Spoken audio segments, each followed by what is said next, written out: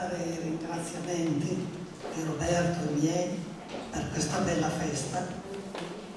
Ovviamente ringraziamo Marina e Paolo Sirotto, Tazio Brusasco, che hanno coordinato, che hanno programmato questo splendido spettacolo. Ovviamente grazie moltissimo e con affetto a Matteo Gangi, alla Crica di Mescià, al Triolini, che hanno voluto onorare con noi questa serata e condividere anche questa serata. Paolo Sirotto, parlando prima dello spettacolo, mi invitava a ricordare gli anni degli inizi di questa avventura delle Canzoni da Viola.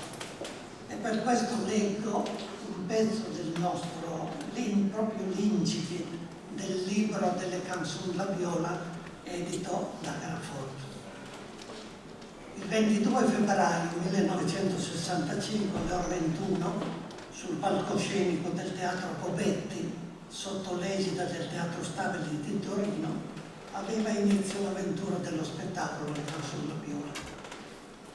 Erano passati alcuni anni da quando noi due fratelli avevamo iniziato, per nostro pur divertimento, a raccogliere canti piemontesi ottocenteschi del primo Novecento, e mai avremmo pensato di poterli portare un giorno sul palcoscenico e farli conoscere ed apprezzare al grande pubblico, né questo era il nostro scopo iniziale.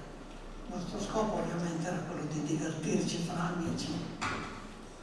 Roberto aveva allora 16 anni, aveva imparato a suonare la chitarra ed aveva iniziato a rielaborare stilisticamente tutto il materiale che andavamo raccogliendo attraverso i ricordi di Nonna Maria e Nonno Pindrin, Barba Luisa e Magna Maria, che da veri piolisti d'epoca ricordavano tutte queste canzoni dei cantastorie. A volte erano solo frammenti di canzone, altre volte erano semplici motivi musicali, altre volte erano storielle che bisognava ricostruire musicalmente. Un notevole numero di foglietti volanti di cantastori dell'epoca non riportavano la melodia delle canzoni e molte volte venne in soccorso la straordinaria memoria di Nonna Maria. Così è nato, molto in sordina, lo spettacolo, che poi ha avuto tanto successo, tanto consenso di pubblico, ma con molta riconoscenza. Proprio questa sera su questo palco dobbiamo ricordare tutte le persone che in diversa misura hanno contribuito. Molte di queste persone non ci sono più, ma le vogliamo ricordare.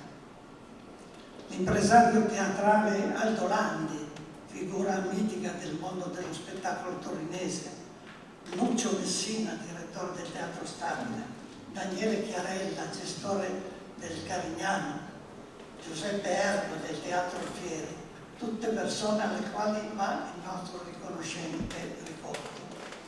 Il giornalista Piero Novelli, l'amico Pierini di sempre, coautore con Roberto di diverse canzoni di successo. L'attrice Silvana Lombardo, partner per oltre 10 anni di Roberto, e il pianista Luciano San Giorgi, che era sempre stato il sottofondo musicale dei nostri spettacoli. Il trio Giolo, Paolo, Alberto e Italo, che hanno contribuito alla stesura degli arrangiamenti di dischi di Roberto. E ultimi, ma non ultimi, la libreria piemontesa, che con il grande contributo di Paolo ha ereditato tutti gli ultimi compact disc, e ovviamente Roberto Giacchino, che è presente in sala, proprietario della Caraforte editrice, che ci ha onorato con la stampa di 3 volumi che raccolgono tutte le nostre ricerche sul canto piemontese. Il primo volume, Le Canzoni da Viola, con le canzoni vecchie e le canzoni nuove nate con il spettacolo, e che contiene anche un disco inedito. per le piazze, i cortili e le osterie delle nostre contrade, che riportano 150 fogli volanti dei cantastorie che vanno dal periodo della fine del Risorgimento fino alla Prima Guerra Mondiale. E poi ultimo, 30-40 di Talbunda canta, canzoni e filastrocche del Piemonte, del vecchio Piemonte, canzoni che sono state raccolte da Nigra, D'Ancona, Pitrè, Senigallia, eccetera, che noi abbiamo riportato alla luce, perché pochissimi avevano anche la partitura musicale. Nel libro noi riportiamo anche le partiture musicali di questi pezzi. Ecco, crediamo che in tutti questi anni di attività, con spettacoli, conferenze, con dischi, libri, di aver contribuito a tenere in vita la cultura musicale poetica della nostra regione.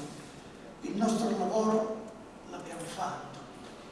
Ora tocca ai giovani, ai quali ovviamente auguriamo ogni possibile successo. Però ora tocca ancora a Roberto, ancora per qualche volta, a farci sentire qualche canzone in ricordo degli spettacoli delle Canzoni da Piove.